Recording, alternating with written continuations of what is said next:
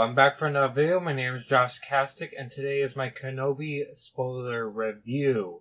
So if you have not seen the show yet, and don't want any spoilers, I don't know why you clicked this video, when clearly spoiler is in the title. But I'll also give you 10 seconds to leave the video, alright?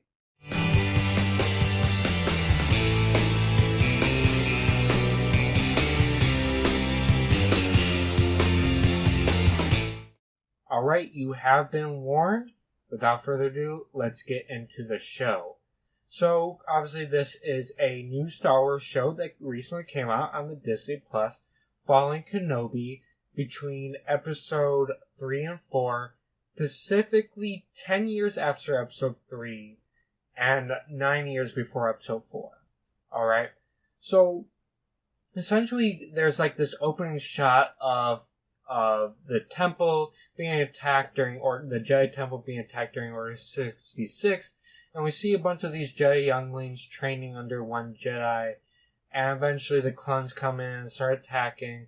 The Jedi and the younglings leave the room, but eventually that Jedi dies protecting them. But this entire scene focuses on one of the younglings, which we'll assume, which is assumed to be another character, which is from the start, but it later confirmed to be true. But I'll get to that later. After that, we get cut to Obi-Wan Kenobi on Tatooine. He's very, at his worst, he's very broken, he's not connected to the Force, he's just trying to protect, he's just there to look over Luke, and he has a job, cutting meat out of this big creature that's been dead in the sand. Now, if you don't know anything about Tatooine used to be a planet full of water before it became all sand. And so there's still fish-like creatures that kind of evolved into sand creatures, and not the sand people, but like creatures that can live and survive in the desert, but still being like fish-like. It's kind of weird, but it kind of makes sense. I mean, we know that animals do evolve within their species to adapt to new environments and just over time. Okay, we know that for sure. That is in fact. I don't really care about the other part of evolution, but that's not the point of this video. The point is to talk about Star Wars here, so we went off a tangent, so let's get to the point. So that's kind of what's going on here. Then we see the Inquisitors show up here looking for a Jedi, not specific Obi-Wan Kenobi, but another person. And we get to see Grand Inquisitor still mad about the head, though. Like, that was just, there's no reason for that. We've seen his species in episode 3. There's no reason why they couldn't make his head look like in Rebels. It's just completely annoying. But whatever, that's besides the point. We also get to see the fifth brother also from Star Wars Rebels, and then a new Inquisitor introduced to the show, Reva. Now, Reva is it Reva or Reva? I'm forgetting now. I think it's Reva. It is Raven. Whatever, it's one of those two. She is supposed to be is assumed to be the Padawan, or not the Jedi youngling from that scene earlier. It's assumed that it was that scene focused on. Okay, so after the Jedi, they find the Jedi, but the Jedi was able to escape, and then he eventually finds Obi-Wan Kenobi. But Obi-Wan Kenobi has nothing to do with the Jedi anymore, and he just doesn't want to help him out or whatever, and so that doesn't work out. Then there's a scene where he's in town ready to go. Obi-Wan Kenobi's in town, he's ready to leave, and he gets confronted by Owen, and he's really mad at him and everything about that, and throws the toy that he was trying to get the one he was trying to give to Luke, the one that Luke plays in episode 4. So obviously Luke does get it back, obviously, but that's kind of the point. Then Owen leaves, and then the Inquisitors show up again with just the fifth brother and Reva confronts a bunch of people screaming. Her person is very gun-ho, just right on the attack, very angry, just all that. And she even cuts off a woman's hand. And then she confronts Owen, but the fifth brother is not having it, gets her away and like confronts about her being a problem. Now Obi-Wan Kenobi did not get seen. Now, although they're after this specific Jedi, she, on the other hand, is specifically after Obi-Wan Kenobi, because she's trying to get. We learn later in the show she's trying to get closer to Darth Vader, but in some ways she's also trying to get Obi-Wan Kenobi in other reasons besides just that. But we'll get into that. All right. So then that's pretty much with the first episode. Then we go on the second episode. The second episode, we get to see more of Alderaan. I really like that they actually showed Alderaan in this show. I like to see more shows showing Alderaan, because Alderaan obviously got destroyed in episode 4, and most of what we've seen of Alderaan has been in comics. And this place is a beautiful planet. It is known for its beauty. And the fact that we actually get to see it on screen I'm glad we actually get to see on the planet on screen. I just want to see more of it. Maybe another show, maybe about Leia or something, her growing up. I would like that. We get to see more of that. That would be cool. I would actually like that and enjoy it. Hopefully we might get a show like that, because I think the young actress who played Leia in this show, 10-year-old Leia, because obviously it's 10 years and Luke is also 10, I think she did a phenomenal job of Leia. And here we actually get introduced to Leia in this episode as a 10-year-old, and her personality is just like Leia, what we come to know. She's what's the word? So she's very smart for her age, which is like interesting for a 10-year-old. But she's like very confident, and it doesn't like really care. Like she would say anyone to anyone. Like we get to see her cousin, and her cousin, tries to be mean to her and say she's not real Organa. But Leia like comments right back at him like pretty good. So it's I forgot what her exact words were, but yeah, she did a pretty good job with that. And I think that I really enjoyed the actress playing the character. I think she did, like I said, did a phenomenal job. So that's kind of, but that's besides the point. So the main point of this episode is we kind of see her. She's a little bit more adventurous, kind of like Anakin and somewhat Padme, because they were both kind of adventurous, I would have to say. But she's very like that.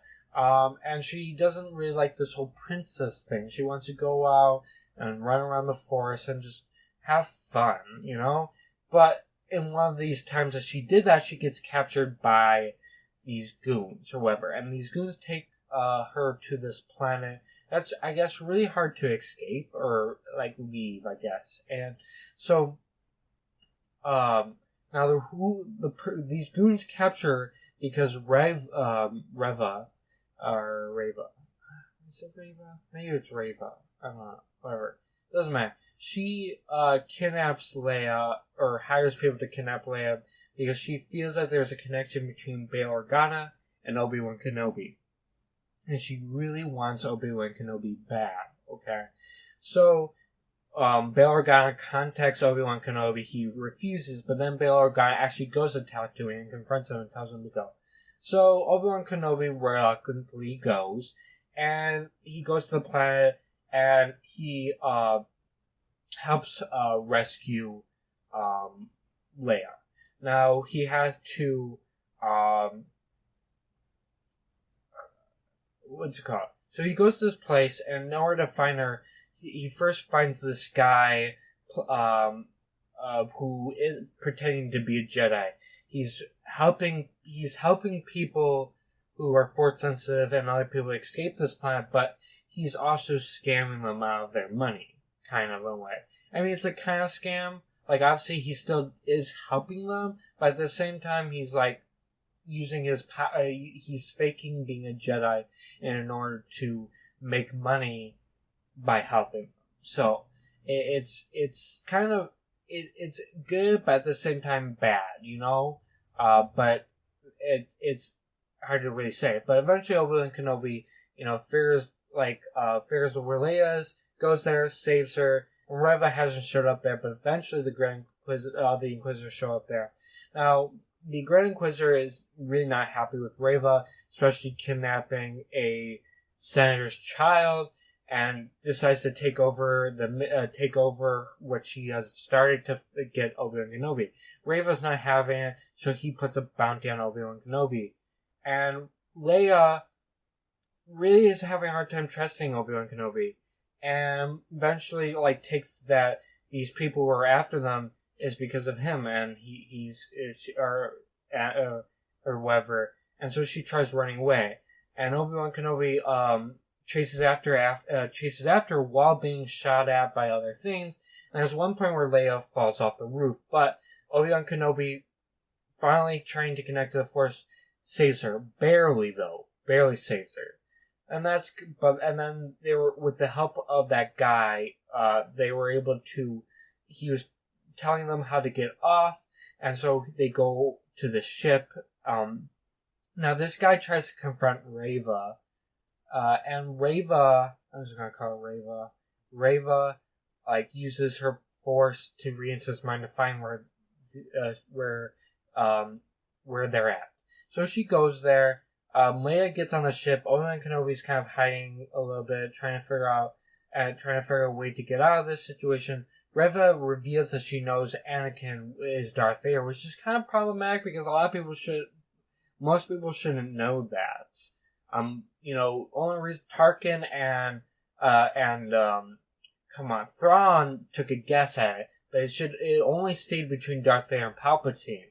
So the fact that this Inquisitor knows is kind of problematic, but there's also a reason for that, how she knows, as we get on. Now, the Grand Inquisitor shows up, tries to take her glory again, and Reva's not having it and stabs her. And they make it look like he died. But that would also be problematic because that would retcon Rebels. So no one really thought he was dead. But even in the next episode, they even make it more seem like he's dead, which was starting to worry some of us. But that's besides the point. So the next episode, they go to this planet, and they were confronting a bunch of Imperials, but this one of the Imperials is actually not an Imperial. Well, she's Imperial, but she's also a kind of rebellish character, and she's actually been rescuing people. And so she rescues Obi-Wan Kenobi and Leia, but then the Darth Vader and the Inquisitors show up, and basically they kind of the Imperial and Leia were going the opposite way, while Kenobi left to get them, Darth Vader, to follow him and everything. And then there's this huge duel with Obi-Wan Kenobi and Darth Vader, where Kenobi is losing like no tomorrow, and he gets badly. There's a point where Darth Vader activates a fire, takes Kenobi in, and he burns and stuff. So this is really bad. Now the woman who's with Leia decides to leave to help Obi-Wan Kenobi, and then Reva captures Leia. And the girl was able to save Obi-Wan Kenobi, and then she takes them back to her base with her other friends or rebel friends. And now they're at this base, and in the fourth episode, Reva takes Leia to the Inquisitorius, which is a tower on a water planet right next to Mustafar, where Darth Vader's castle is. And this is not the first appearance of this. The first appearance of this tower was actually in Fallen Order, if you have not played that game. Okay? So, obviously, what's it called? Obi-Wan Kenobi and the woman disguised herself as an Imperial again. They're able to, she sneaks into the building, gets Obi-Wan Kenobi in the building to rescue Leia, and, basically, we also get to see a bunch of, under the, one of the bottom layers of the tower, there's a huge tomb for a bunch of Jedis. None of them are really recognizable except for one that appeared in Clone Wars. The one that helped this old Jedi that helped Ahsoka get back her lightsaber. And I forgot his name.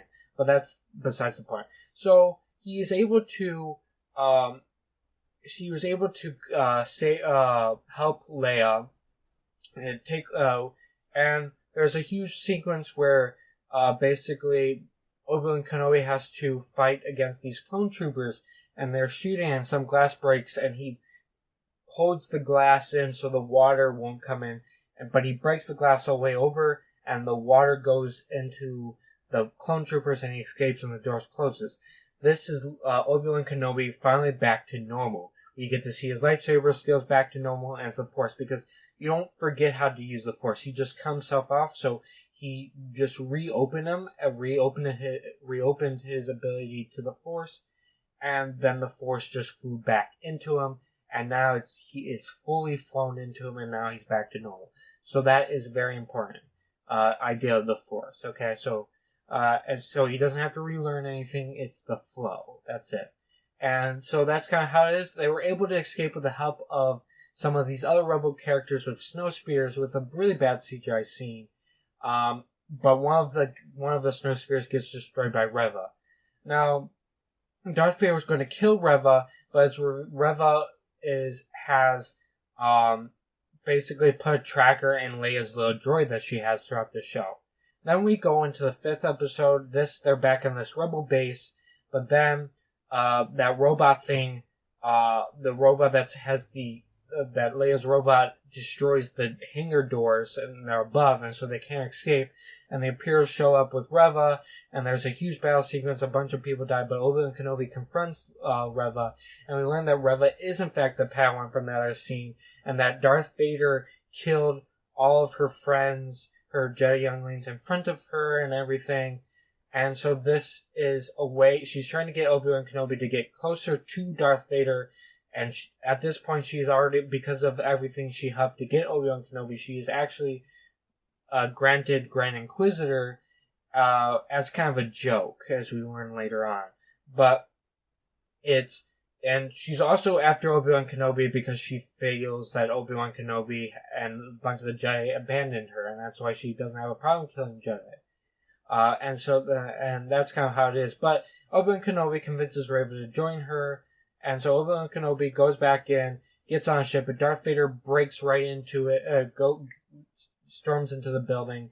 Then he sees the ship leave, and he uses the Force. We see Darth Vader. We haven't seen Darth Vader this powerful, and he crashes the ship down. But then it revealed that it's the other ship that they're on. And they leave. Then Reva confronts Darth Vader, and Darth Vader just owns her. He takes her lightsaber, splits in two, and stabs her with one of them. And then we have a huge reveal of the Grand Inquisitor. And I love the entrance of the Grand Inquisitor. That was beautifully done. And I like that scene. Now, Reva doesn't die here. In fact, Obi-Wan Kenobi has this message from, what's it called? Come on. Bail Organa that talks about Tatooine and Luke. And before confronting Reva, he gives that thing as well as his lightsaber to that guy that helped them on that planet earlier, but now is with the Rebel group. He basically drops that thing, that little thing and message, which that kind of what's happened. Now, also I forgot to mention, Leia helps fix the gate, finds her robot, fixes the hangar doors to open. I forgot to mention that. And that's how they escape. That's besides the part. So the 5th episode, the Rebel, Darth Vader, and the Imperials are on this chasing after this Rebel ship that doesn't have hyperspace. Okay, right now. But then Obi-Wan Kenobi leaves on his ship, and Darth Vader goes after. Instead of going after the Rebel ship, because all he thinks about is Obi-Wan Kenobi. He has all of them chase after Obi-Wan Kenobi, which is kind of stupid. But in a way, Darth Vader has done this before, where he's obsessed with Obi-Wan Kenobi, doesn't think about the big picture. So he confronts Obi-Wan Kenobi on a planet, and Darth Vader kind of beats him again and crumbles Obi-Wan Kenobi with rocks. But then Obi-Wan Kenobi thinks about Leia and Luke, and then he fully brings on the Force. He blows the rocks out, sneak attacks Darth Vader. He didn't even sense Obi-Wan Kenobi, and he just sneaks attacks him. Then there's a huge duel with him, Obi-Wan and Darth Vader, and Obi-Wan Kenobi then releases these bunch of rocks. We have never seen Obi-Wan Kenobi this powerful, and he just hits Darth Vader with a bunch of these rocks, and then uses lightsaber and attacks him, and it was so good that it destroys his shield. Then we get to see Darth Vader and Hayden Christensen. We see Hayden Christensen's face through the mask, and we get to hear him, a little bit of him talking with a little bit of the Darth Vader voice kind of going back and forth. And this is perfectly well put together. I love this scene, and I love Hayden Christensen in this scene. I think he did a phenomenal job acting, and this really does prove that he can act. Where a lot of people say he can't act, which is so annoying, because he can. He was in the prequels. He was just told he even acted good there. He just did what he was told to do, and people hate him for it or complained against him or whatever. I find that problematic, but I think he did really well here. And then Obi-Wan Kenobi leaves Darth Vader, and he senses Luke is in danger from Reva. Now Reva attacks the Owen and Beru, and they did a pretty good job fighting her off, but unfortunately they lose against her. They didn't die, obviously, but Luke escapes into the cliffside. Now Reva goes after him. He never sees a lightsaber because that would be problematic, but he uses the Force, and he falls down these rocks and bumps his head, so he never wakes. But Reva was about to kill him, but then realized she became Darth Vader and stops, takes Luke back, and Obi-Wan Kenobi shows up there, and that's kind of that last moment there. Then we have Reva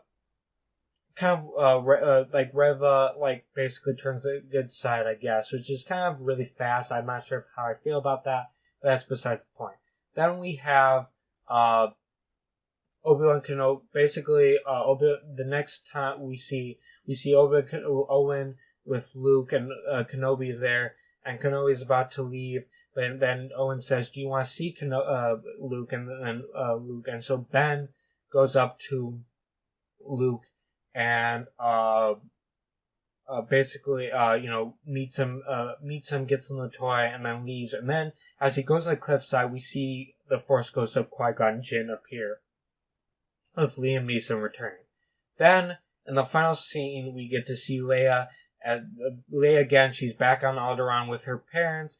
She kind of dressed up in this outfit that really reminds you of Leia, the old Leia 9 years later, in her outfit and stuff. So that's pretty cool. And then with her parents, they go to see the ship that lands, and Obi-Wan Kenobi appears, and they have this little greeting, and Bail Organa thinks Obi-Wan Kenobi of everything, and then Obi-Wan Kenobi talks to Leia and tells her that you can't tell anyone about this, that we've met.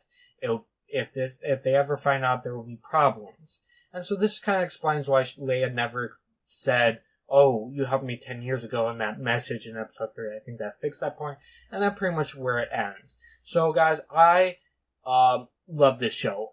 There was problems with the writing, I do agree. There in a lot of the ways, but overall, I love the show. I love this story. I'm glad with all the moments, and the battle scene between Darth Vader and Obi-Wan Kenobi in the final scene was epic, and I loved it.